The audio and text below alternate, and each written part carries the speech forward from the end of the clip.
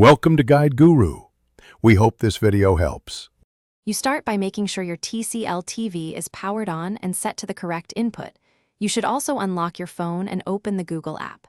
Once done, verify both devices are on the same Wi-Fi network so casting works. Make sure your TV supports either built-in Google TV or a casting receiver. If it's Roku, install the Google app on your phone and enable casting. I explain why.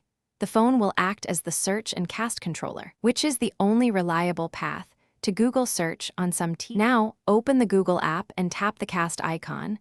You can also use the phone's quick settings to start screen casting. Once you select the Tcl Tv from the device list, accept the connection on the TV if a prompt appears. Use the app's voice or text search to enter queries.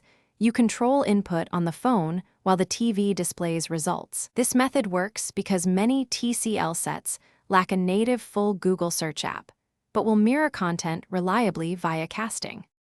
To finish, refine results by using the phone keyboard for exact phrases or voice for speed. Rotate the phone for full-screen web pages when needed. If you notice lag or poor quality, stop casting and restart the cast session or lower stream quality in your casting settings. If nothing connects, reboot the router, then the TV, then the phone, and try again.